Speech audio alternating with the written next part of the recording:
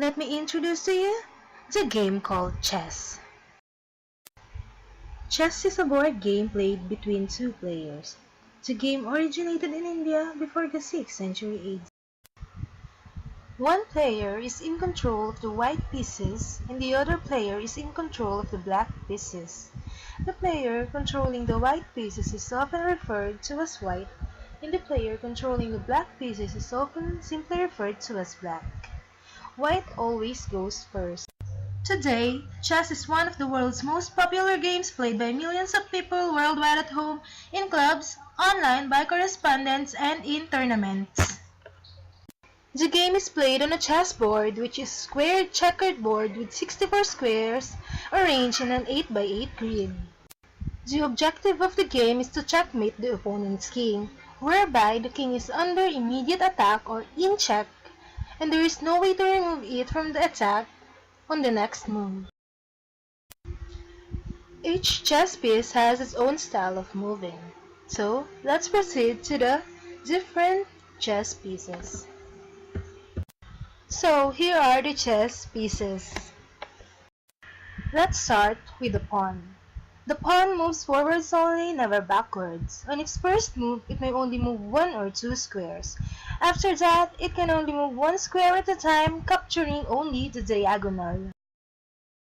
So this is the image of how the pawn moves and how it can attack the opponent. The arrow on the left side indicates the move, and the arrow on the right side shows the process of attacking the opponent. So next is the bishop. Bishop moves straight along diagonals and do not jump. The bishop has no restriction in distance for each move but is limited to diagonal movement. So I have here the image of how bishop moves and how it can attack. White bishop can only move and attack diagonally, and so as the black. So now we have the queen.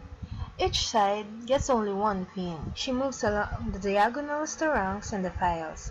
The queen can move as far as she wants in any direction until she encounters another chess piece or the edge of the game. She cannot jump. The queen is quite powerful. So I have here the image of how queen moves and how it can attack.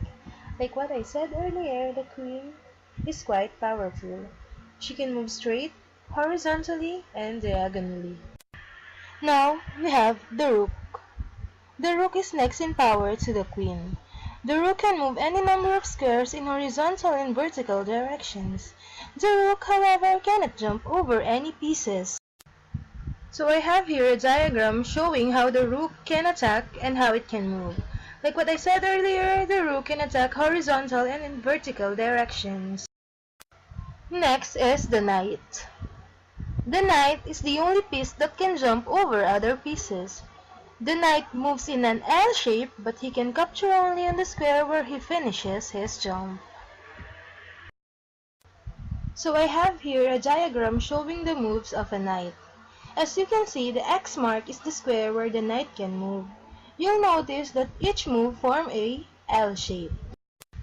So the last piece is the king. In chess, you have one king that can move one square in any direction.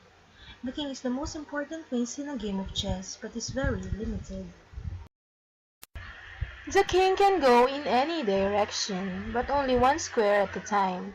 The king can capture any enemy piece or pawn that is undefended and must always stay at least one square away from the opposing king. Here's a diagram of how king can attack. It can move in any direction, but you must remember it can only move one square at a time. So now, let's proceed to the check and checkmate. The king is in check when he is attacked by the opponent's piece. The player making check must say check when he is attacking the opponent's king. If your king is in check, you must stop this on the next move. Since the objective of the game is to capture the opponent's king, the game is lost if you cannot stop the check by blocking, capturing the attacking piece, or moving the king to a safe square. The check then turns into checkmate. This means that the king is dead. When the king is checked and cannot move out of the check, then he is checkmate and the game is over. Thank you for watching our presentation. Created using Powtoon.